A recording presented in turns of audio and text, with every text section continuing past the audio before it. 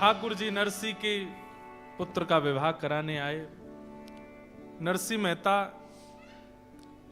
लेकिन पूरे विवाह में नरसी मेहता एक कोने में बैठे रहे और केवल ठाकुर जी को ही देखते रहे और मन में केवल यही विचार करते कि मुझ में ऐसी कौन सी योग्यता है कि ठाकुर जी मुझ पर इतनी कृपा करते हैं। इतना तो मैं लायक नहीं, इतना तो मैं योग्य नहीं जितनी ठाकुर जी मुझ पर अनुग्रह, सेवा, कृपा करते हैं। लेकिन नरसिंह मेहता इस बात से भी प्रसन्न है कि आज मेरे साथ साथ इतने वैष्णवों को भी ठाकुर जी का दर्शन हो रहा है। भले उन्हें पता नहीं कि ठाकुर जी हैं, पर सबको दर्शन लाभ हो रहा है। इसी से नरसिंह मेहता बड़े प्रसन्न। नरसिंह मेहता जी के पुत्र का ब्याह हो गया। अब प्रसंग आता है नरसिंह मेहता जी की बड़ी पुत्री कुंवरी बाई, जिसको नानी बाई कहते हैं। अब यहां 2-3 कथाएं एक साथ कह दी जाती हैं। कहीं पर उसका भाव ऐसा बताया जाता है कि नरसिंह मेहता जी की पुत्री का पुत्र हुआ और पुत्र होने पर उसका छोचक जाता है। कितने लोग छोचक जानते हैं कि नहीं पता नहीं, छोचक होता है। अब उसको आप ऐसी समझ लो कि फर्स्ट बर्थडे मान लो, अब यही समझ लो। तो उसमें घर के जो सदस्य हैं, परिवारी जन हैं, वो सब लोग आते हैं।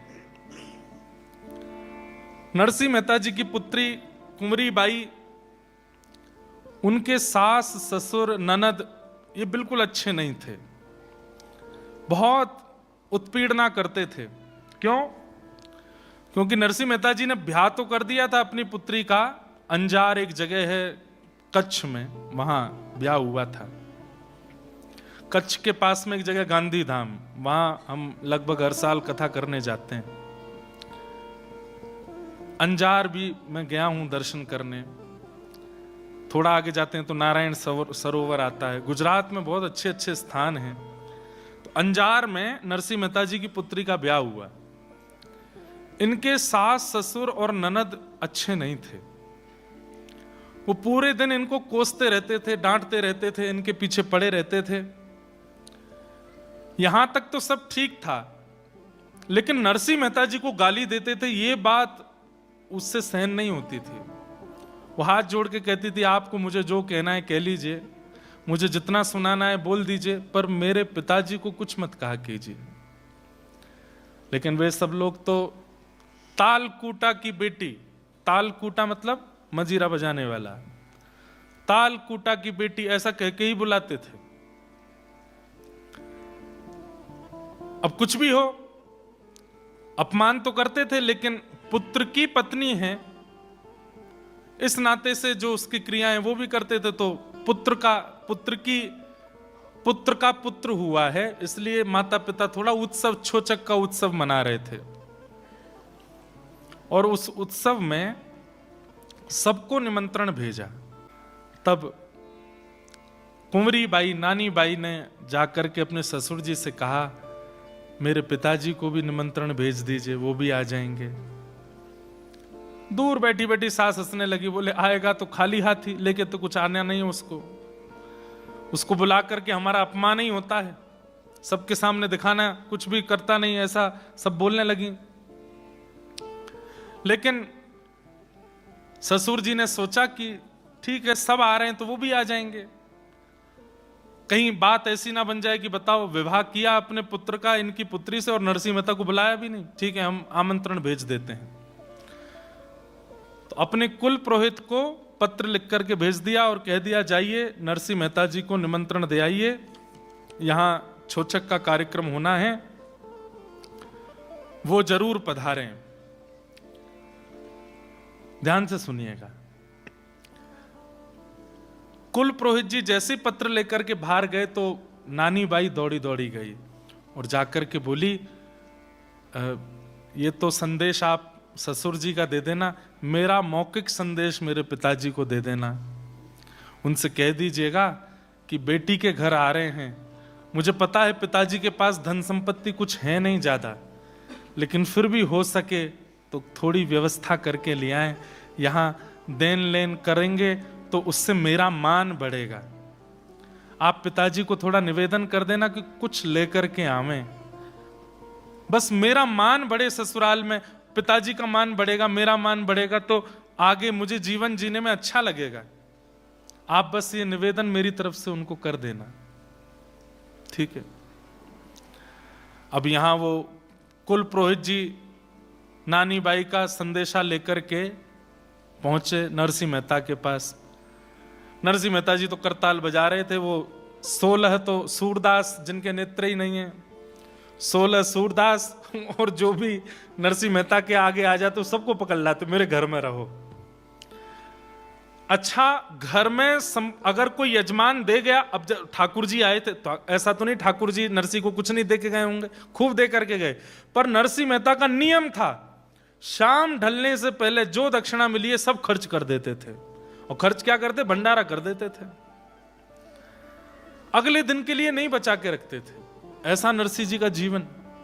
ठाकुर जी ने भी इतनी बार बहुत कुछ दिया नरसिंह मेहता जी को, लेकिन सब खर्च कर देते।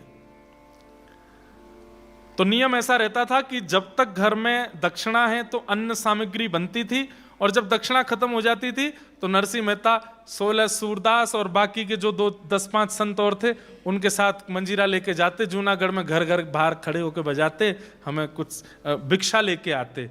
तो सूखी सामग्री दाल आटा चावल मिल जाता, घर लाके बनाते और प्रेम से सब पाते। ऐसे चलता था जीवन। अब यहां वो कुल पुरोहित जी आए निमंत्रण लेकर के। जैसे ही निमंत्रण लेकर के आए तो सब साधु महात्माओं को लगा कहीं भंडारा होने वाला है, भंडारा की चिट्ठी आई है। हमारे वृंदावन में आज भी भंडारा होता है तो उसकी चिट्ठी घूमती है महात्माओं के पास, धर्मशालाओं में, संतों के यहाँ, वहां फलानी जगह भंडारा है, सब आ जाना, 10-10 रुपया दक्षिणा मिलेगी। तो सब लोग बड़े प्रसन्न हो गए, बोले ओहो भंडारे की चिट्ठी आई है, 2 दिन से तो कुछ पाया नहीं। नरसिंह जी भंडारे की चिट्ठी आई है।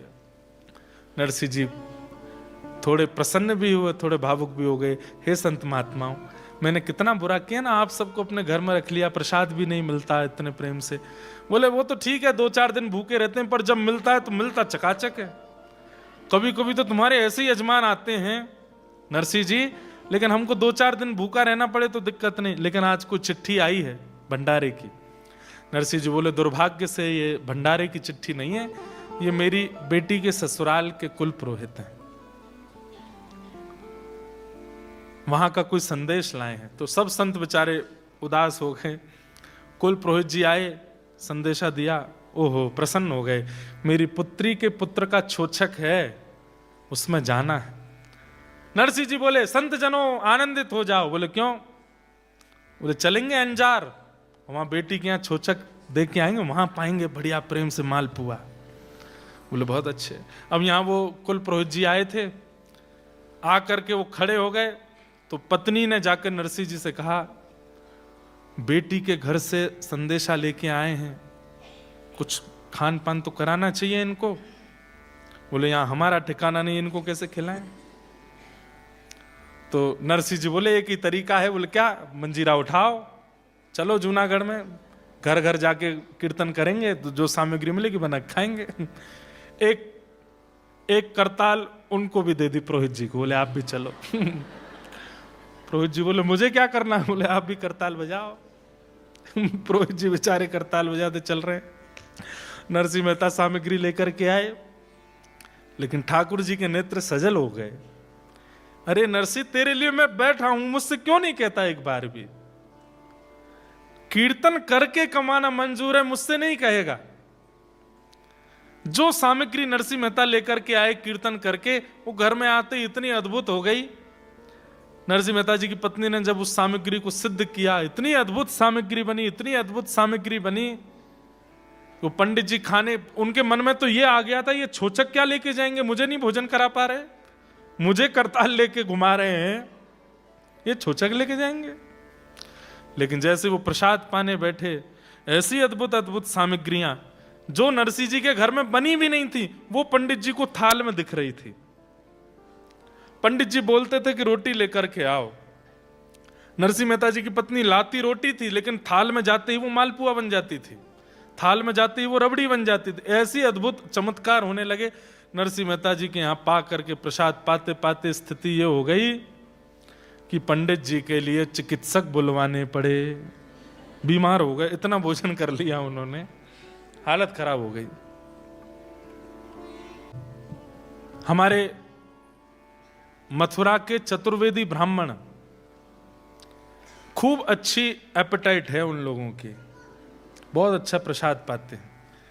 आप पवाते पवाते थक जाएंगे, वो पाते पाते नहीं थकेंगे। ऐसे अब तो नहीं बचे, पहले थे ऐसे, हमने सुना है खूब। बड़े प्रसंग हैं हमारे मथुरा के चतुर्वेदियों के। एक प्रसंग, यजमान ने कहा 10 गुलाब जामुन पर 100 रुपया दूंगा, कितने खा सकते हो? तो एक चतुर्वेदी का बेटा बोला, आप तो बस रकम बढ़ाते जाना, जितने धरते जाओगे सब खा जाऊंगा। 10 गुलाब जामुन खाए, लेकिन उसने कहा एक शर्त है। बोले क्या? 10 गुलाब जामुन खाने के बाद आधा घंटे के लिए घर जाऊंगा, फिर आ जाऊंगा, फिर खा लूंगा। बोले इतना तो कर ही सकते हो, बाद 4 दिन तक खवाते रहना, खा लूंगा मैं। और ये भी कब? भोजन करने के बाद, पेट भर गया उसके बाद। 100 रुपया प्रति गुलाब जामुन जब कर दिया तो 10 गुलाब जामुन खा लिए। 10 गुलाब जामुन के 100 रुपया लेकर के बोले बस अब 10 मिनट रुकिए, मैं अभी आता हूं। घर गए, घर जाकर के 10 मिनट में फिर आगे बोले लाओ दे दो, 20 गुलाब जामुन धरो, लेकिन रकम बढ़ाओ, 200 रुपया करो। तो 200 रुपया कहे 20 खा लो, 20 खवा दिए। बोले अब 10 मिनट को जा रहा हूँ। 10 मिनट को गया, लौट करके आए, बोले अब रकम बढ़ाओ, 300 कर दो और 30 रख दो। सेठ जी बोले एक सही सही बताना, मैं तुमको पूरी गड्डी दे दूंगा, ये तुम 10 मिनट के लिए घर क्यों जाते हो? बोले पहले गड्डी दो फिर बताऊंगा। गड्डी दे दी। बोले अब बताओ। तो बोले घर चलो। घर गए तो वो जुड़वा भैया थे। बोले एक बार मैं आता हूं, मैं खा के चला जाता हूं, मैं पचाता रहता हूं, ये दूसरा आ जाता है। उनके नाम थे बड्डन छुट्टन, दोनों के। एक हमारे साथ रहते हैं उनमें से।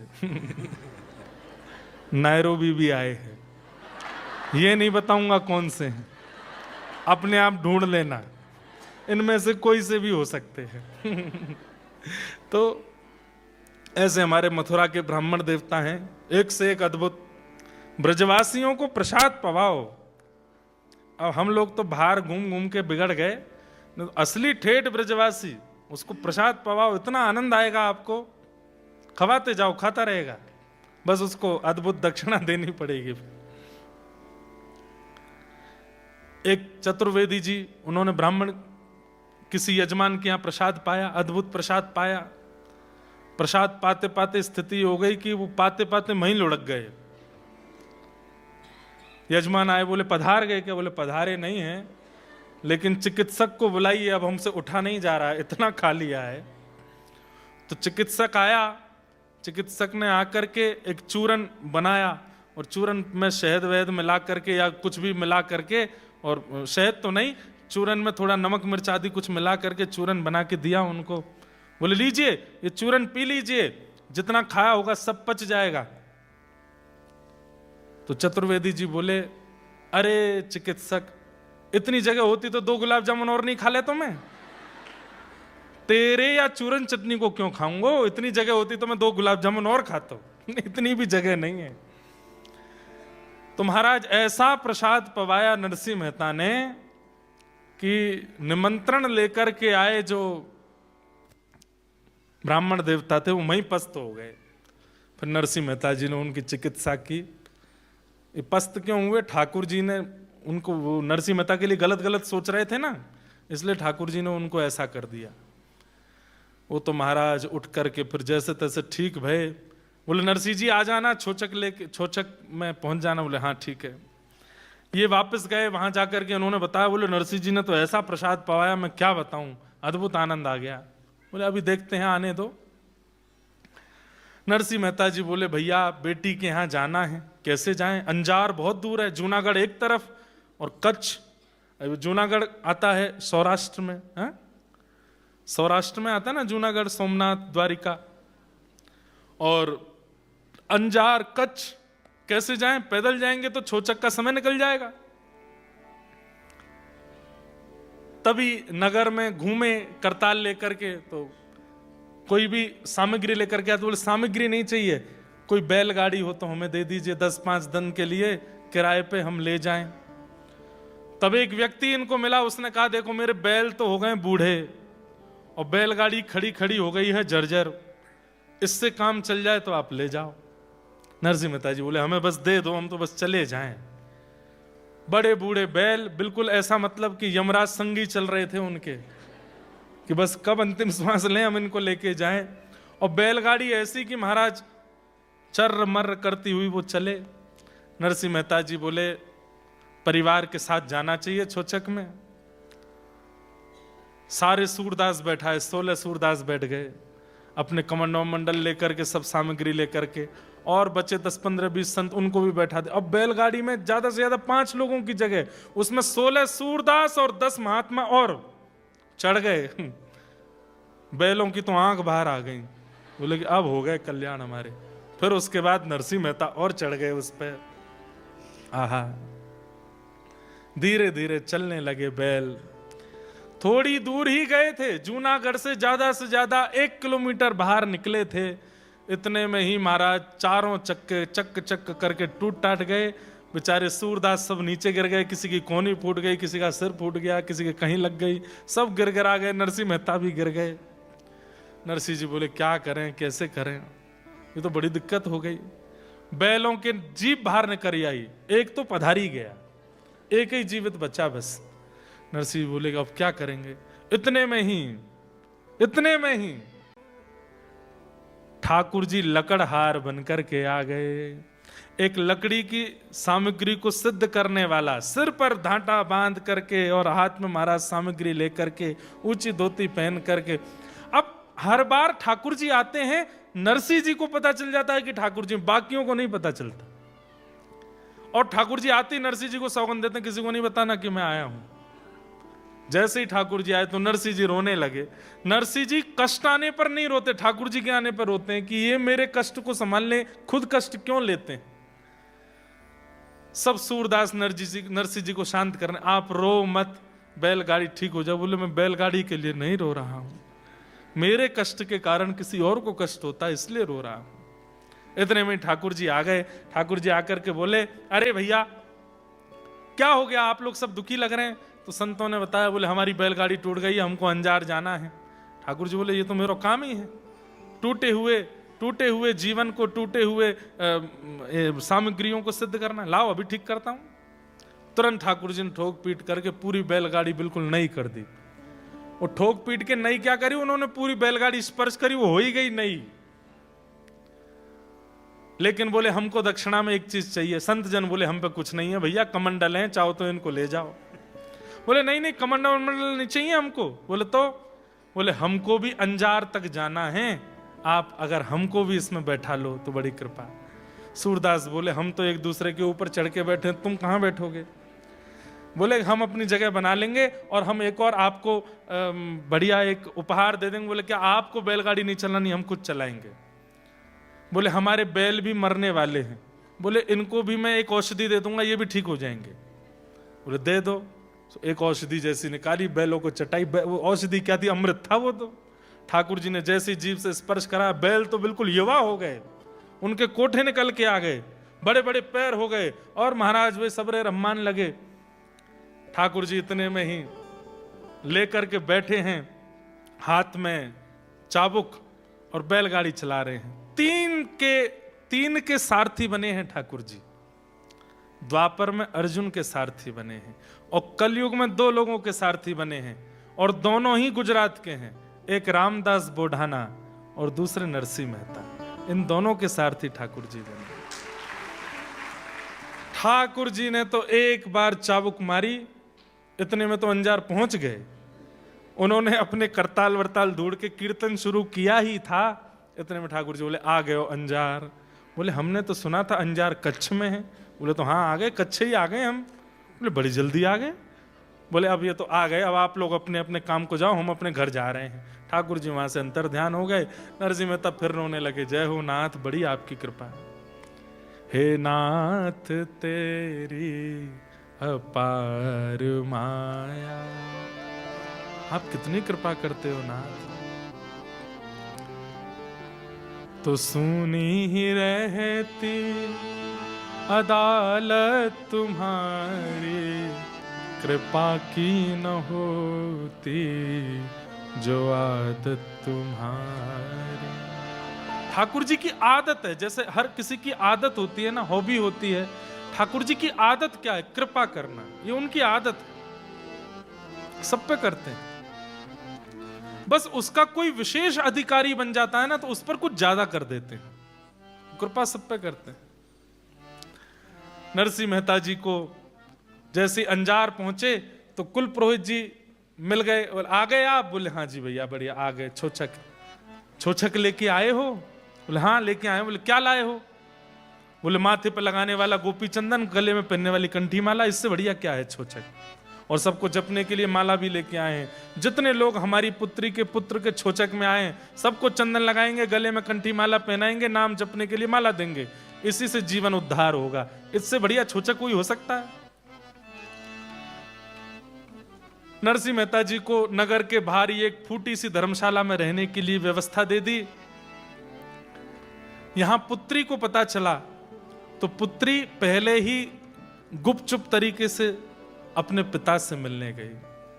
नरसिंह मेहता जी को जाकर के हृदय से लगा लिया। पिताजी आप आ गए? हाँ पिताजी, मैं जानती हूं आपका स्वभाव कैसा है। आप बिल्कुल अपने पास धन संपत्ति नहीं रखते, लेकिन मैं मानती हूं कि शायद मेरा मान बढ़ाने के लिए आप कुछ तो लाए होंगे। हाँ बेटी लाया हूं ना। क्या लाए हैं? वो तेरे सास के लिए, ससुर के लिए, देवर के लिए, ननद के लिए, संबंधियों सबके लिए चंदन लाया हूं, सबके लिए कंठी माला लाया हूं। अरे ये कंठी गले में रहेगी, चंदन सिर पर रहेगा, प्राण निकलेंगे सीधे वैकुंठ जाएंगे। और जपने के लिए माला लाया हूं बेटी। ये जीवन में इतने सारी संपत्ति लेकर के, खेल खिलौना लेकर के क्या करेंगे? इससे बढ़िया छोचक हो सकता है? पुत्री रोने लगी। आप अच्छे हैं पिताजी, पर समाज अच्छा नहीं है। वो कैसे समझेंगे आपकी इस भावना को? आप अपनी भक्ति भाव से सब कर रहे हैं, पर समाज संसार में कुछ ऐसा भी करना पड़ता है जहां दिखावा जिसको कहते हैं। उसके लिए पिताजी कुछ कर, मुझे था कि आप कोई व्यवस्था करके लाएंगे, इससे तो आप ना आते तो अच्छा था। मैं 4 बात सुन लेती कि तेरा पिता निमंत्रण के बाद भी नहीं आया, मुझे चलता, लेकिन अब आप आकर के भी कुछ नहीं करके जाएंगे तो मेरे को बहुत सुनना पड़ेगा। मुझे ये लोग मारने ना लगे पिताजी, मुझे अपने मार पिटाई आदि इनकी कोई चिंता नहीं, पर भरे सभा में कहीं आपका अपमान ना करें। आप चंदन लगाते घूमेंगे, गले में कंठी पहनाएंगे, ये आपका अपमान निश्चित करेंगे पिताजी। नरसिंह मेहता जी बोले,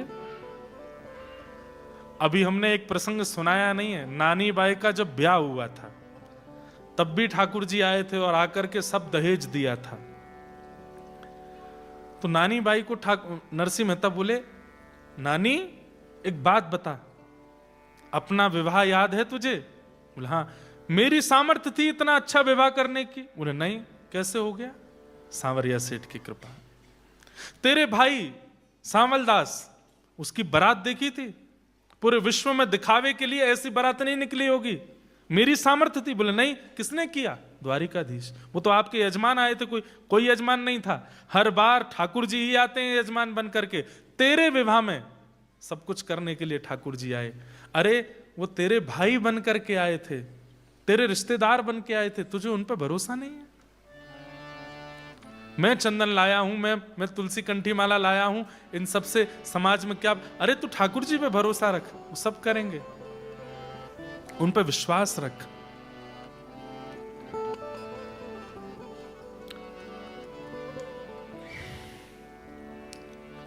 एक बहुत सुंदर पंक्ति मैं गाता हूं कभी कभी कथा में। जिसको तेरा भरोसा, जिसको तेरा सहारा,